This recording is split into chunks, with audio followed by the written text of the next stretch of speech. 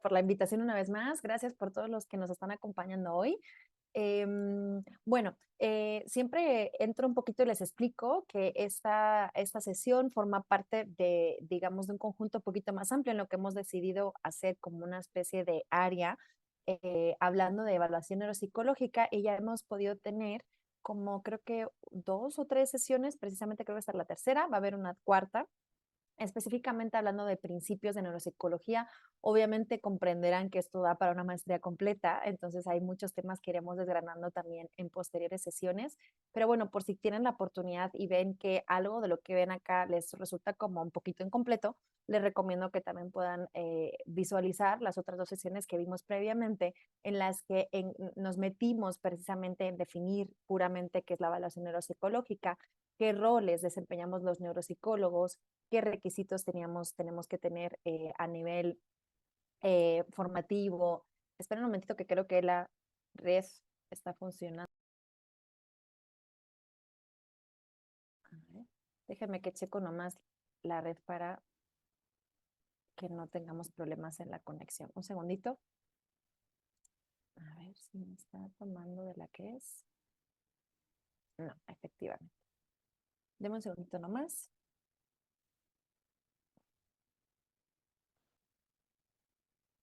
A ver, ¿qué me está pasando?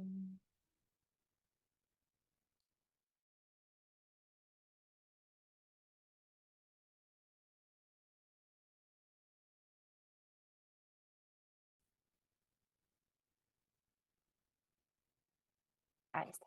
Una disculpa, creo que ya estoy aquí. A ver.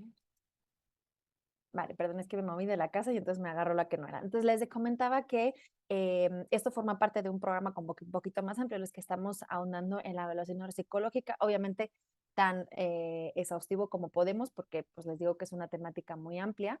Entonces, en esta sesión vamos a hablar de las últimas, digamos, las últimas consideraciones que tenemos que tener en cuanto a la evaluación neuropsicológica. Ya hablamos de los procesos, ya hablamos de los requisitos formativos, ya hablamos de las habilidades, de los retos que implica la neuropsicología, de las dificultades que encontramos también cuando trabajamos con pacientes de este tipo, porque hablábamos que obviamente vamos a encontrar personas que van a tener déficit cognitivos y eso les va a afectar mucho a la hora de comprender nuestras instrucciones, de poder interactuar con nosotros e incluso de entendernos y de poderse comunicar también con nosotros. Entonces, es una complejidad que tiene la evaluación neuropsicológica frente a lo mejor a la terapia psicológica habitual y que también comparten los profesionales de la neurología, precisamente porque los propios problemas hacen que la propia persona tenga como sus capacidades reducidas y eso puede afectar meramente al proceso de evaluación y que nosotros tenemos que estar, les insistía en la anterior sesión, tenemos que estar muy entrenados también para poder manejar determinadas situaciones y sobre todo para poder distinguir lo que forma parte de la evaluación, o sea, digamos, del cuadro sintomático del paciente y que en realidad es una consecuencia de ello, ¿no? Si tiene problemas de atención, pues posiblemente todas las pruebas que evaluemos, todas las variables que evaluemos vayan a estar a puntuar bajo, pero estaríamos penalizando cuando en realidad quizás esa persona sí entiende bien, tiene un buen nivel de lenguaje o un buen nivel de memoria y el problema original y realmente el que causa todos los demás es el de la atención. También les insistía y en las sesiones, las siguientes sesiones también tengo pensado como andar un poquito más en la teoría. Creo que la idea inicial que yo tuve era hacer como algo más genérico, pero conforme más me metía en estos temas, comprendo el interés que hay y además pues la complejidad que tiene. Entonces, ahondaremos en los distintos procesos y también como en la parte más teórica. Les insistía también en la sesión anterior que es muy importante que el neuropsicólogo tenga una formación teórica específica y relevante, porque obviamente el modelo teórico es el que nos permite guiar nuestra evaluación y en consecuencia también la intervención. Nosotros los neuropsicólogos no solamente evaluamos, bueno, hay veces que igual solamente nuestra labor va a ser evaluar, por ejemplo, en contextos más forenses, pero la idea obviamente siempre es que podamos evaluar para poder intervenir. Al final es un modelo médico, ¿no? Entonces nosotros identificamos los síntomas, identificamos qué es lo que está sucediendo y así podemos ajustar nuestro tratamiento, podemos ajustar nuestra intervención de la manera más adecuada y personalizada con el paciente. También como retomo estas ideas como claves que hemos estado transmitiendo a lo largo de estas últimas sesiones, que efectivamente al final la evaluación neuropsicológica es muy individualizada, porque cada persona es un mundo, cada cerebro es un mundo, y lo que sucede y lo que funciona con uno puede que no funcione con otro paciente, y tenemos que estar abiertos a poder tener esa flexibilidad y obviamente ese conocimiento para poder hacer la intervención más adecuada para cada persona. Entonces, bueno, simplemente para resumir un poco brevemente lo que es, a ver, ahí está, de lo que se basa la neuropsicología, por si hay alguna persona nueva hoy, simplemente nosotros nos dedicamos a estudiar la relación entre la conducta y el cerebro. La conducta es obviamente todo lo que vemos, también la parte de pensamientos y emociones, también tiene que ver como, o lo entendemos en psicología como conducta, y habitualmente nosotros lo que hacemos es que lo evaluamos a través de pruebas de evaluación neuropsicológica, de test, ¿vale? De pruebas. Entonces nosotros podemos identificar a través de ese análisis si hay algún tipo de anomalía en el cerebro, o bien a la inversa, si nosotros tenemos, si se ha producido ya un daño cerebral, que puede ser congénito, traumático o degenerativo, cuando ya se ha producido lo que evaluamos son las consecuencias y el impacto que tiene sobre la vida del paciente. ¿De acuerdo? Esto voy muy rápido porque ya lo hemos estado hablando, simplemente por si hay alguna persona nueva que no nos ha acompañado en las sesiones anteriores que pueda entender un poquito de qué estamos hablando. Entonces, bueno, hoy vamos a ahondar un poquito, a continuar hablando de las dificultades metodológicas de la evaluación neuropsicológica y también vamos a ahondar en el informe neuropsicológico. Por cuestiones de la estructura de las clases, tengo dedicada una en la que vamos a ver distintas pruebas, pero si empezábamos con ella sentía que se me iba a quedar corta, o sea, que la íbamos a cortar por la mitad, entonces decidí ahondar el tema del informe ahorita, aunque igual queda un poquito así más ajustado, pero para que podamos tener la siguiente sesión que será el 25 de abril, por si quieren acompañarnos, precisamente hablaremos de las distintas funciones cognitivas y qué instrumentos, al menos en habla hispana, porque obviamente depende del país, pero bueno, algunos de los más conocidos y simplemente para que puedan ver una muestra de qué tipo de instrumentos utilizamos o qué tipo de tareas aplicamos. Entonces, bueno, ya en lo que nos atañe hoy, vamos a hablar de cuáles son las dificultades que nos encontramos los neuropsicólogos. Ya les he ido adelantando y recordando algunos que hemos estado y que comentamos la sesión anterior. Eh, Uno de ellos, el principal, es que no tenemos habitualmente información de antes del daño de la personalidad premórbida. La personalidad también les comentaba el otro día que es importante. ¿Por qué? Porque viene, o digamos, su base neuronal, biológica, está en los lóbulos frontales. Y cuando hay daños en esas áreas, hay veces que también hay una afectación en la personalidad del paciente. ¿Esto por qué es importante? Porque es un reto. Porque resulta que nosotros, claro, podemos ver que un paciente es desinhibido y eso puede que nos llame la atención. Pero sin embargo, lo que puede suceder es que esa persona ya lo era antes del daño, con lo cual nosotros podemos estar infiriendo que esa consecuencia del daño, cuando en realidad ese rasgo, digamos, esa variable, por ejemplo, en el tema de que ese tipo de personas que a lo mejor dicen cosas inapropiadas y que no tienen tanto control de la inhibición de lo que dicen, por ejemplo, de sus conductas, o son personas que asumen muchos riesgos, ¿no? Que practican deportes de riesgos extremos y todo en su vida en general es como muy arriesgado. Esos son valores, o sea, son rasgos de personalidad premórbida. Entonces, claro, si tenemos un daño y de repente vemos que nuestro paciente toma decisiones arriesgadas, podemos pensar o inferir que viene por el daño que se ha causado y en realidad es que igual ya era así, igual su, mm, su composición de esas áreas ya le hacía de esa manera, de alguna forma. Entonces, obviamente eso, pues ya viene de antes. Esto por eso también les comentaba en la anterior sesión que es importante contar con las familiares, porque habitualmente, claro, el paciente no nos puede dar esa información, pero a veces el poder contar con amigos o familiares principalmente de que le conocen a la persona antes de que se suceda ese daño cerebral, obviamente nos puede proporcionar información y por eso habitualmente siempre trabajamos con familias y en el caso de no haber familia, pues con la pareja o amistades cercanas.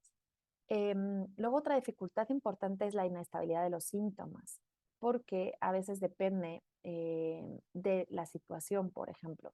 Hay pacientes que por el hecho de estar en la situación de evaluación se van a poner como más nerviosos de lo normal o más incómodos.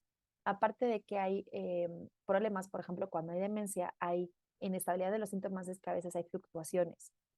esto que decimos o habrán escuchado a lo mejor que el paciente hay veces que está muy lúcido, pero luego hay días en los que claramente no lo parece y parece todo lo contrario. Entonces, al final también hay mucha oscilación de los síntomas que nos puede dificultar saber si lo que está sucediendo es más rasgo, o sea, es algo como más inherente o es un estado transitorio. También a veces esto viene asociado al tema de la medicación. Les comentaba también la sesión anterior que muchos de estos pacientes obviamente hacemos una intervención en la que también contamos con el apoyo de los psiquiatras y neurólogos para poder tomar, bueno, porque los pacientes necesitan tomar medicación para controlar un poquito la parte física de los síntomas. Esto también puede tener consecuencias a nivel de comportamiento de los pacientes y eso también hace que, por ejemplo, cuando les cambie la medicación también puede haber cambios en los síntomas, ¿de acuerdo? Eso también lo tenemos que tener en cuenta y tenemos que contar con esa información. Luego, la utilización de distintos instrumentos por distintos profesionales. Obviamente, aunque tendamos y queramos que todos los profesionales utilicen los instrumentos de la misma manera, posiblemente siempre hay diferencias. Entonces, habitualmente, pues bueno, la persona que evalúa suele ser un único neuropsicólogo. Otra cosa es que pueda haber alguien más como observador, pero obviamente, pues también eso genera dificultades a la hora de la validez de la información. Y luego, obviamente, pues lo que ya estaba comentando, dificultades propias por el propio trastorno neuropsicológico, ya genera unas consecuencias que obviamente a veces dificultan que se puedan evaluar. Hay pacientes que comentábamos pueden tener hemiparesias o hemiplegias de manera que no puedan manipular objetos y hay algunas pruebas que requieren manipulación, doblar un sobre o señalar cosas y eso vamos a encontrar a veces que eso no va a ser posible y tenemos que valorar otras opciones para tenemos que utilizar otros instrumentos que estén adaptados a los síntomas del paciente. Y también, bueno, por ejemplo, temas de atención, temas de desinhibición, que a veces eso dificulta. También el tema de que haya en muchas ocasiones, cuando hay daño en el lóbulo derecho, en el parietal, hay una ignorancia de los síntomas. Se llama en mi negligencia o también, bueno, una falta como a nosotros nos decía, una falta de conciencia. Entonces también puede ser que se muestren irascibles porque para ellos no les sucede nada. Obviamente, pues es difícil evaluar a una persona que piensa que no le sucede nada cuando realmente sí le sucede. ¿Qué más encontramos? Reducida capacidad de introspección. Obviamente en estos pacientes ellos pierden en muchos casos la capacidad de poder reflexionar sobre lo que les está pasando, ¿no? Y sobre sus propios síntomas. Incluso, primero porque a veces no son conscientes y a veces, aunque sean conscientes, pues puede ser que a nivel emocional exageren los síntomas o todo lo contrario, que los minimicen. Y también, pues digamos que en algunos casos puede haber falta de conciencia. El propio daño puede afectar a la conciencia de los déficits, con lo cual es complicado que ellos eh, conecten, ¿no? Tengan esa capacidad de introspección para valorar realmente qué es lo que les está pasando y también qué tipo de mejorías pueden ir experimentando, ¿no? Eh, Otra dificultad es la fiabilidad de datos proporcionados por familiares. Aquí les decía que obviamente nosotros a veces, bueno, siempre contamos con esa información porque es la única que tenemos a veces podemos contar a lo mejor con algún expediente anterior si existiera, pero habitualmente pues nadie tiene un expediente neuropsicológico o neurológico si no es por algo puntual. Lo que sucede también es que a veces obviamente la información de los familiares puede estar sesgada, puede no ser verdadera. Uno, porque en alguna situación pueden estar viviendo una fase de negación de lo que está sucediendo pueden hacer una modificación atribucional, pueden atribuir esos síntomas a otras cosas. No, siempre fue así, o es que está más cansado hoy, o lo que sea. También a veces todo lo contrario, que haya un descenso de la tolerancia de los síntomas. Entonces, de manera que para ellos hagan notar que son más insoportables o que son más intensos determinados síntomas, cuando en realidad a lo mejor la gravedad no es tanta, pero obviamente el impacto que tienen sobre ellos y la tolerancia que tienen es muchísimo menor. Por otro lado, también, pues bueno, podemos encontrar falsos negativos y falsos positivos. Esto depende de las características culturales, de la edad y del nivel intelectual previo. Si nosotros encontramos a veces pacientes muy inteligentes, vamos a encontrar en algunas ocasiones con algunas patologías neuropsicológicas que ellos tienden eh, tienen mucha inteligencia, eso lo preserva, o sea, lo preserva. Entonces lo que sucede es que saben cómo engañar a las pruebas, digamos. ¿no? Digamos que saben cómo responder correctamente y entonces en realidad como que ahí pueden pasar por alto algunas pruebas cuando en realidad sí tienen algunos síntomas. O al revés, ¿no? También cuando la gente es muy mayor, pues también puede haber una afectación o un tema también de cultura, ¿no? Que también las pruebas que hemos seleccionado quizás tengan sesgo cultural o que requieran un nivel cultural alto y no está tan acorde con nuestros pacientes. Y entonces, claro, es muy difícil la tarea para ellos y estamos asumiendo que tienen más daño del que es y es porque a lo mejor no tienen formación, no han tenido una educación más superior y obviamente las pruebas pues tienen un nivel de complejidad de comprensión determinado. Luego también, bueno, temas de fiabilidad interobservadores y fiabilidad TRTs. La fiabilidad interobservadores es que si dos personas están, bueno, normalmente una persona es la que evalúa y les digo que a veces puede haber un observador, que haya coherencia con las conclusiones que ambos sacan en cuanto a los resultados. Y la fiabilidad TR3 significa que nosotros podemos evaluar 2 veces al mismo paciente en un periodo de tiempo suficientemente corto para que no haya habido cambios realmente por la terapia, pero sí que podamos, eso nos da como un índice de la consistencia de nuestra evaluación. Entonces, bueno, pues a veces no podemos hacer el test de retest porque obviamente sí hay cambios notables en los pacientes muy rápidamente y a veces, bueno, aunque sí lo tengamos, pues tenemos que tener en cuenta eso. Una consideración muy importante a la hora de evaluar a pacientes con daño cerebral es el tema del ambiente. Les decía que a veces también el hecho de que estén en un contexto, en psicología se dice el contexto de evaluación, obviamente eso a veces también cuando, por ejemplo, estamos haciendo pruebas de inteligencia, las personas, digamos, sin ningún tipo de trastorno, también puede generar como estrés y ansiedad. Entonces es importante que obviamente sea un sitio tranquilo y sin ruidos, porque es muy frecuente que este tipo de personas tengan mucho grado de distractibilidad, perdón. Minimizar la ansiedad en el estrés. Si esas personas vemos que se muestran demasiado ansiosos, es importante que atajemos eso antes de poder evaluar. ¿Por qué? Porque puede afectar a los resultados. Pueden rendir menos, pueden puntuar peor por un tema de ansiedad y estrés y no meramente por su problema, ¿de acuerdo? Tenemos que tener conciencia de que la medicación influye, ya lo hemos comentado antes. También es importante elegir el mejor momento del día. Les decía también que los pacientes tienen fluctuaciones también a lo largo del día, entonces hay que ver cuándo están menos cansados para poder evaluarles y que no, pues normalmente las últimas horas de la tarde es peor, habitualmente por las mañanas suele ser mejor, pero a algunos, pues igual a primera hora todavía les cuesta entrar un poquito en las pruebas. También una situación muy seria que tenemos es cuando encontramos pacientes afásicos.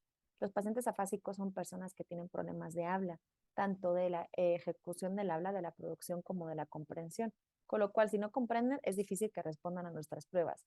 Y si ellos no pueden verbalizar y no pueden vocalizar, tenemos que tenerlo en cuenta para no aplicarle pruebas que requieran que ellos hablen, ¿de acuerdo? Entonces también eso es importante.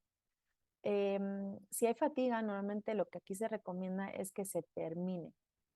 Muchas pruebas cuentan con un tiempo y es importante aplicar las pruebas con los criterios de aplicación que elaboran los diseñadores, los publicadores de los test.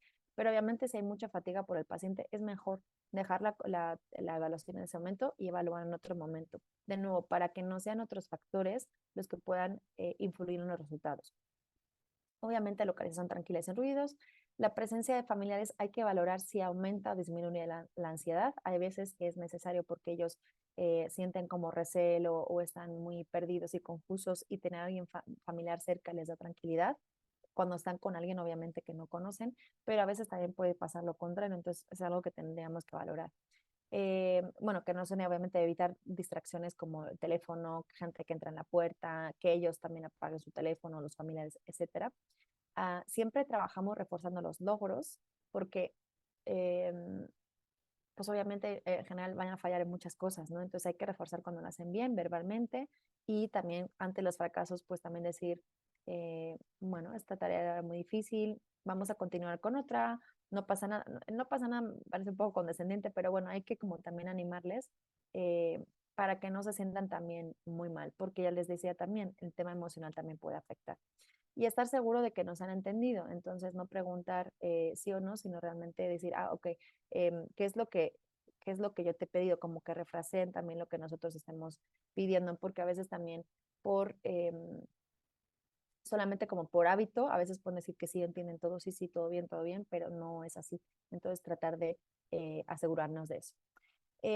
Otra cuestión que ahorita está en debate, bueno, ahorita se utilizan muchas pruebas también informatizadas para poder hacer la exploración. Mm, Tradicionalmente, pues sí se trabaja mucho con papel y lápiz, digamos, lo que decimos en psicología que son pruebas de papel y lápiz.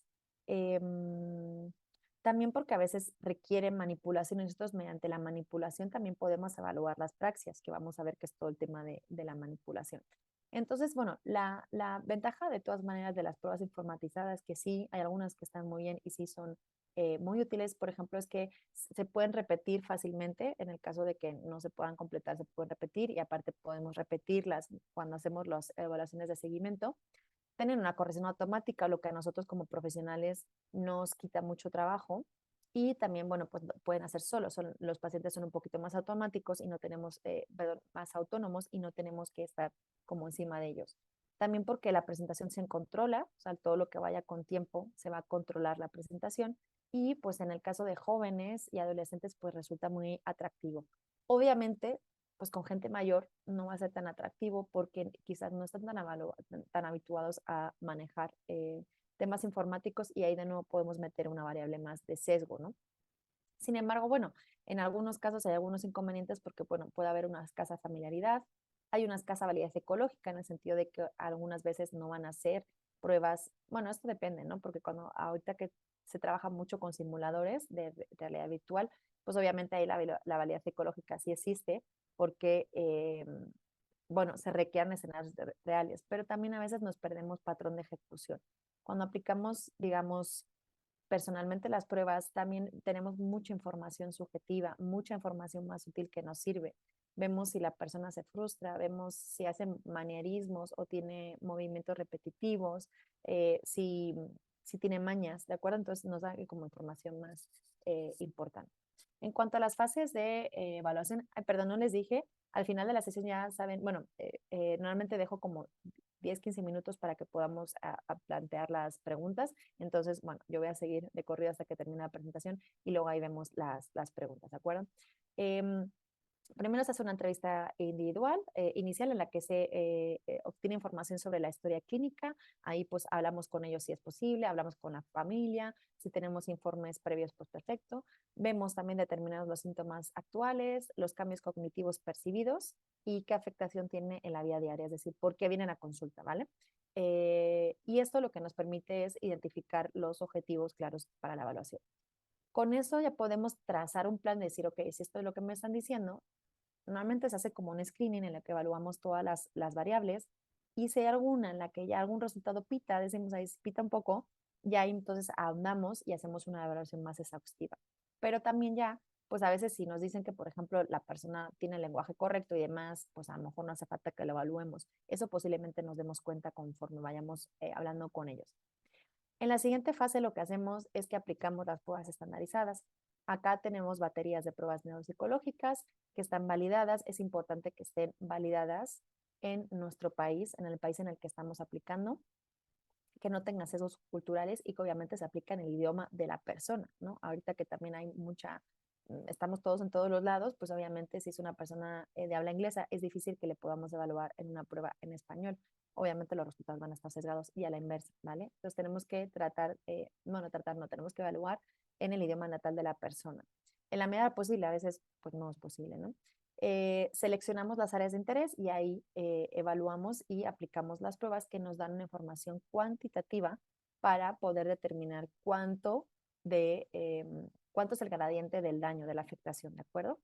Luego, estas pruebas las complementamos con observaciones clínicas, que obviamente esas las vamos a ver siempre conforme estamos aplicando las pruebas y la interacción del paciente, pero a veces podemos realizar observaciones cuando están en otras sesiones, en otras consultas, que decíamos que habitualmente se hace un trabajo con varios profesionales a la vez.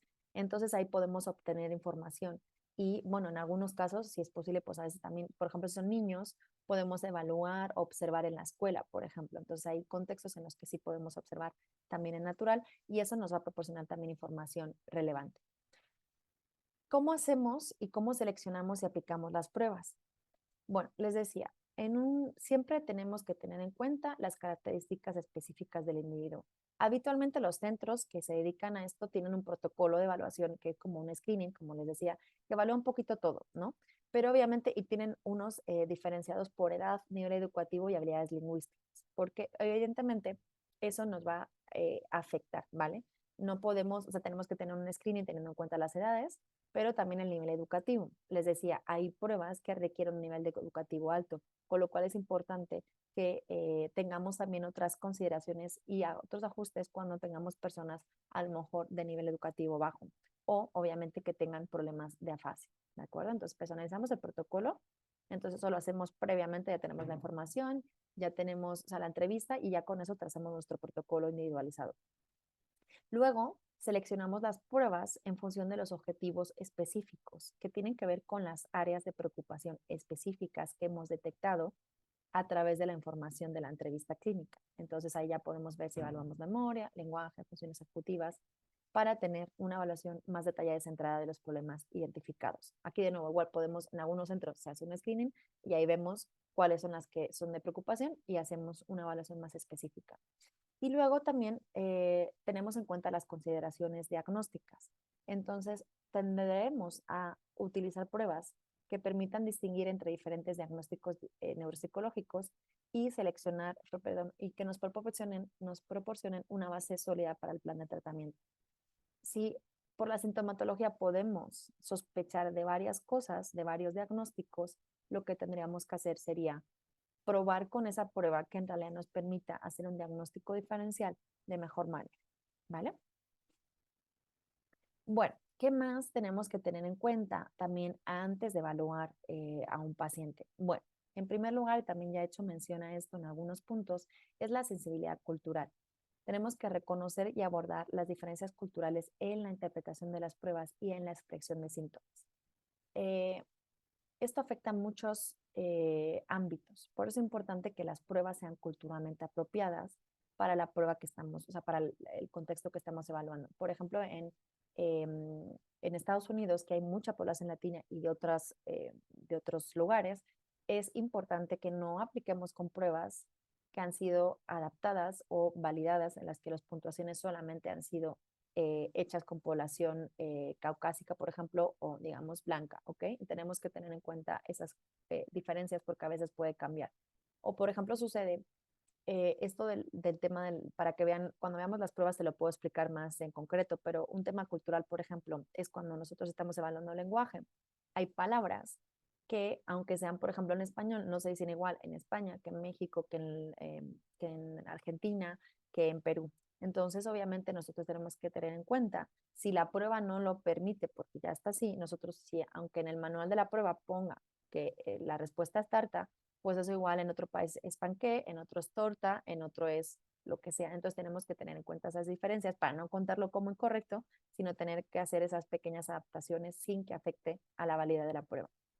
Y en todo caso también hay temas culturales, hay preguntas o test que hablamos más, como por ejemplo de comportamientos y obviamente la forma en la que se relacionan las personas, no es lo mismo en Finlandia que en México, que en Estados Unidos o en la India, ¿vale? También luego hay como normas sociales diferentes que eso a veces también puede afectar a los resultados. Entonces tenemos que tenerlo en cuenta, ¿de acuerdo? El consentimiento informado, pues siempre se proporciona un consentimiento informado del paciente antes de la evaluación, en la que le explicamos claramente el propósito, los procedimientos que vamos a utilizar y los posibles resultados, para que también, bueno, y el tema también, bueno, de protección de datos. En este caso también hablamos mucho de la protección de datos. Ahí tiene que ver, bueno, el siguiente punto, que es la confidencialidad y la privacidad. Ahí siempre pues lo que hacemos es que tenemos que asegurarnos que los procedimientos en los que estamos recogiendo esa información se manejan de manera ética y siguiendo los estándares legales de cada país, porque a veces eso varía. Entonces, bueno, pues tenemos que tener en cuenta eso para que obviamente nunca es información sensible, para que esa información nunca pueda ser vulnerada, ¿de acuerdo? En cuanto a los pasos de la evaluación, un poquito más detallados. Primero, estimamos el funcionamiento cognitivo y conductual premórbido, ya hemos visto a través de la entrevista. Luego seleccionamos los instrumentos, que es lo que hemos hablado también ahora, para que nos den como esa foto de cómo está el cerebro de esa persona. Con eso obtenemos un perfil neuropsicológico con lo que podemos ver reflejadas las funciones cognitivas y en qué estado se encuentran. Luego podemos establecer hipótesis respecto a la localización anatómica de esas alteraciones. Eso si no viene el paciente porque venga, por ejemplo, ya con estudios de neuroimagen. Nosotros podemos inferir que si hay daños en el lenguaje, puede haber daños en el área temporal. Si hay problemas de conducta, posiblemente sean el lóbulo frontal. Podemos hacer estimaciones. Habitualmente, si es por algo más traumático, habitualmente los pacientes llegan con estudios de neuroimagen o a veces hacen paralelo y ahí podemos también tener información de las resonancias, de los TEP, de los PET, etcétera, para poder determinar exactamente si correlacionan los síntomas con la afectación y la alteración anatómica. Luego lo que hacemos es integramos todos esos hallazgos en un marco comprensivo, obviamente con otros datos clínicos, decíamos también con datos de otros profesionales, porque la intervención neuropsicológica habitualmente se beneficia de trabajo de otros profesionales como neurólogos, psiquiatras, terapeutas ocupacionales, terapeutas del lenguaje. Con todo eso, integramos toda la información para poder hacer un diagnóstico etiológico, ¿de acuerdo? Y luego eh, aplicamos Ah, luego aplicamos dos pruebas para valorar algunos de los procesos cognitivos, especialmente la inhibición y planificación. Esto creo que no sé por qué está aquí ahorita mismo, pero bueno, también porque si hay afectación frontal, eso puede afectar también al comportamiento y a la ejecución de las pruebas, ¿no? Puede determinar la variabilidad de las pruebas. Entonces ahí también podemos determinar si los síntomas o los resultados es por esta afectación ejecutiva o por todo lo demás. Y bueno, lo que hacemos es, de nuevo, historia, aplicamos las pruebas y estas son las áreas que nosotros habitualmente siempre evaluamos. Hay algunas que no, por ejemplo, bueno, orientación siempre. Estado de alerta es si la persona se orienta en qué persona, o sea, quién es, en qué lugar se encuentra y en qué día, mes, semana estamos. El nivel de estado de alerta y nivel cognitivo general, esto en general obviamente lo vamos a ver cuando hablamos con el paciente. Si viene esta persona derivada porque ha estado antes en el hospital con una situación de coma, también vamos a tener información sobre ello. Pero bueno, hay pruebas específicas, pero también simplemente con la propia entrevista nosotros ya podemos darnos cuenta. Luego, normalmente evaluamos siempre primero la atención, porque decíamos el otro día que la atención es como el proceso puerta al cerebro. Si tenemos problema de atención, es muy difícil que haya correctos procesos de memoria, por ejemplo, o de lenguaje a veces.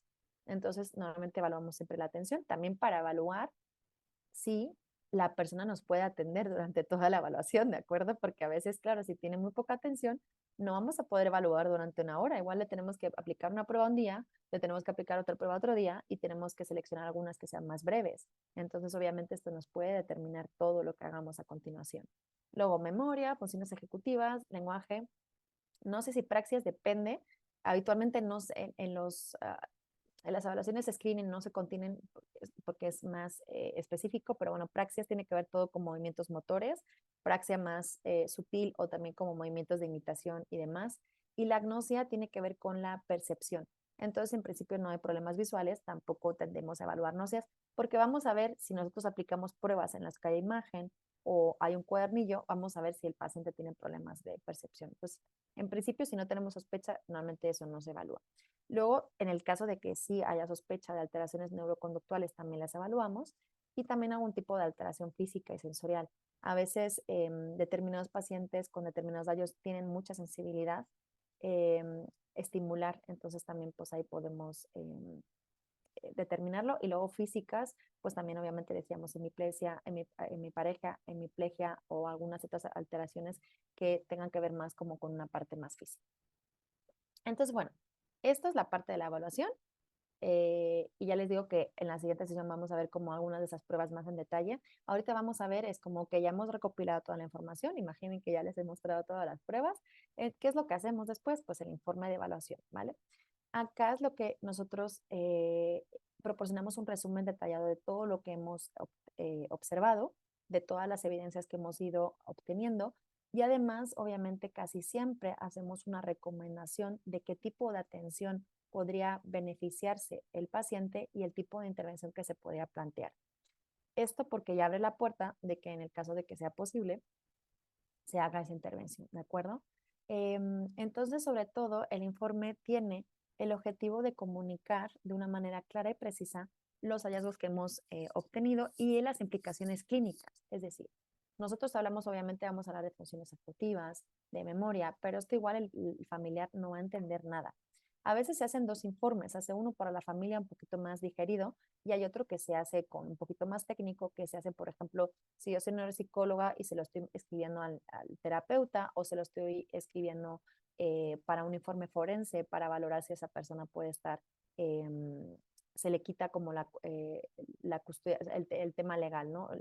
Se me fue, no recuerdo la palabra, pero digamos que no puede tomar decisiones, se le quita como bueno, ahorita me acordaré. Entonces, obviamente, si es así, tiene que ser más técnico, pero en todo caso, esto explicamos, puede ser, hemos detectado esto, lo que implicaría que podría tener problemas en esto y en esto. O sea, podemos hacer uno y habitualmente siempre explicamos cuáles son las implicaciones. Luego, además, obviamente, tengan en cuenta que a lo mejor ustedes hacen la evaluación, pero luego ese paciente no tiene por qué trabajar con ustedes, dependiendo, les digo, hay centros en los que sí está la intervención y la rehabilitación incluida y en otros casos no está incluida. El paciente se le deriva. Por ejemplo, si vamos a sitios públicos, podemos evaluar, pero a veces no hay o la intervención no está buena y la persona va a un centro privado. Entonces tenemos que considerar que el informe es muy valioso porque va a leerlo una profesional de la salud de cualquier ámbito y tiene que ser suficientemente comprensible para esa persona para que pueda comprender perfectamente el perfil de esa persona, de nuestro paciente, e identificar las intervenciones más adecuadas. Entonces, digamos que es como un salvoconducto que nosotros damos, no sabemos a quién va a llegar a veces y es importante que podamos, bueno, ser lo más eh, certeros, precisos y obviamente correctos, también fácilmente comprensibles, ¿de acuerdo? La estructura pues tiene básicamente un poquito como, va como de la mano del índice de cuando nosotros evaluamos. La estructura del informe más o menos sigue la estructura del proceso que nosotros estamos haciendo. Entonces hacemos una parte de la introducción, que aquí pues incluimos el motivo de por qué nos remiten al paciente, los antecedentes más relevantes y cualquier información pertinente sobre su historial médico, social, psicosocial, personal, cultural, de todo. Ahí metemos toda la información que tenemos también, qué nivel de estudios tiene, dónde estudió, si completó estudios, en qué trabaja. Eso, toda esa información, les digo, no por chismes, no por chismoso, sino porque eso nos puede dar información sobre el nivel premórbido de inteligencia de la persona, ¿de acuerdo?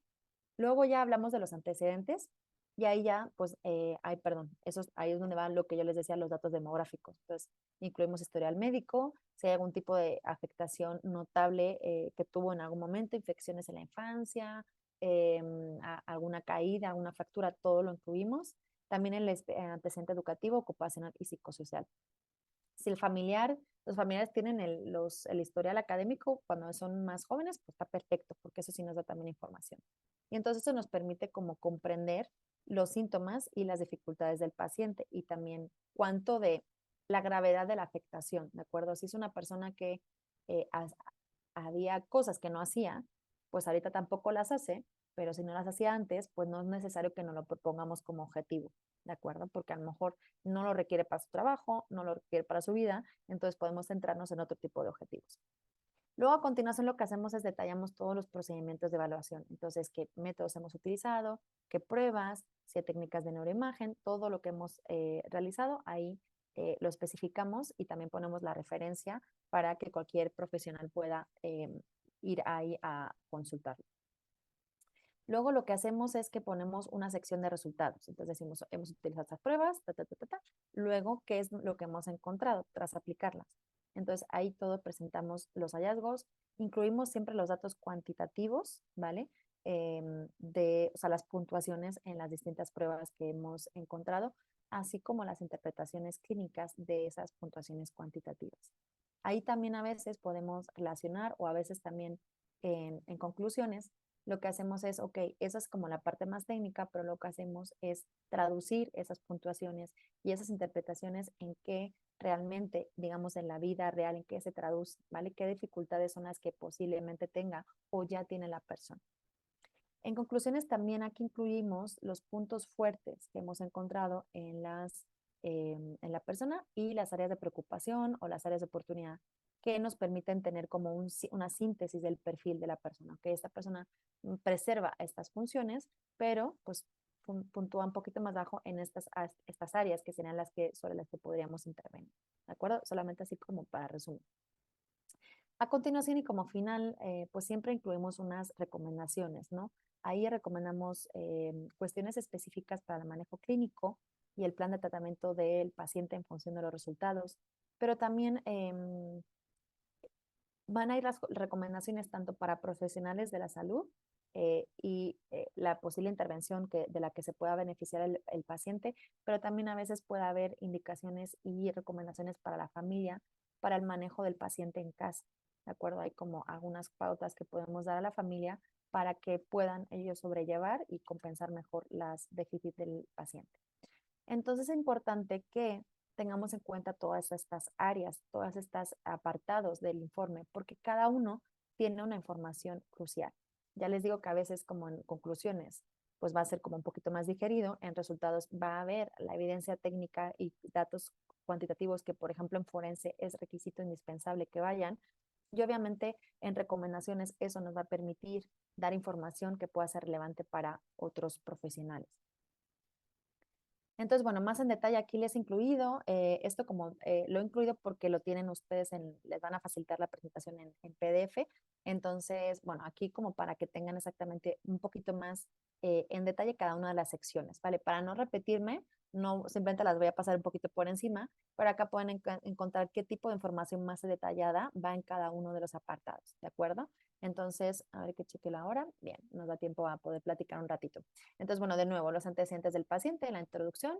Luego acá, pues, cómo describimos los procedimientos. Aquí lo detallamos también si hemos hecho algún tipo de modificación durante la evaluación, como decía, por ejemplo, por el idioma o por algún tipo de limitación sensorial o motora porque la persona no ha podido manipular determinadas pruebas o por la edad. Aquí todo, a cualquier tipo de adaptación que hemos hecho también lo ponemos. Y cuando evaluamos las funciones, lo vamos detallando también como por las áreas evaluadas, como les presentaba en la lista anterior. Aquí también pues les dejo una diapositiva para que, digo, para no estar yo aquí echando el choro, eh, de los resultados, también cómo se especifican, cómo se ponen en análisis de resultados y cómo también hacemos una interpretación clínica de esos resultados para que obviamente estén como traducidos, ¿no? Y bueno, en conclusiones, pues acá tenemos también, de nuevo, el resumen, la síntesis, que a veces lo ponemos como una tablita o con distintos bullets, y también las implicaciones clínicas para, obviamente, información que se tenga en cuenta de cara a la intervención terapéutica del paciente. Y en cuanto a recomendaciones, pues ahí las recomendaciones específicas en cuanto a la atención médica, el tratamiento, por ejemplo, también farmacológico o de cualquier tipo y la rehabilitación. También qué estrategias de intervención se podrían específicas e individualizadas podemos incluir, como terapias cognitivas, programas de rehabilitación o apoyo psicosocial. Y también se pueden, aquí en recomendaciones también podemos incluir sugerencias de derivación a otros profesionales de la salud, por ejemplo, pues a un neurólogo, a un psiquiatra, a terapeutas ocupacionales o terapeutas del habla, en función de lo que sea necesario. Y también hay a veces lo que estipulamos es las recomendaciones de seguimiento. Recomendamos que el paciente sea evaluado dentro de 6 meses, recomendamos que el paciente haya sido evaluado dentro de un año. Ahí hacemos una recomendación de cuál sería el seguimiento correcto para llevar un adecuado monitoreo del paciente. ¿De acuerdo? Y entonces, a ver, perdón que estaba aquí solamente ya para finalizar. En cuanto a la redacción del informe y la presentación, tenemos que, se lo voy a resumir muy brevemente todo esto para que tengamos un ratito para platicar. Debe ser claro, conciso y objetivo. Ahí no tenemos que tratar de ser eso, muy objetivos, y por eso ponemos a veces los términos, las puntuaciones y demás, para que también otro profesional con esa información también lo pueda tener la información. No tenemos que abusar de términos técnicos excesivos, aunque sí es importante ponerlos, pero a veces podemos, lo que hacemos si no es poder incluir algún tipo de explicación, ¿vale? De qué estamos hablando cuando es afasia o de qué estamos hablando cuando estamos hablando de una agnosia.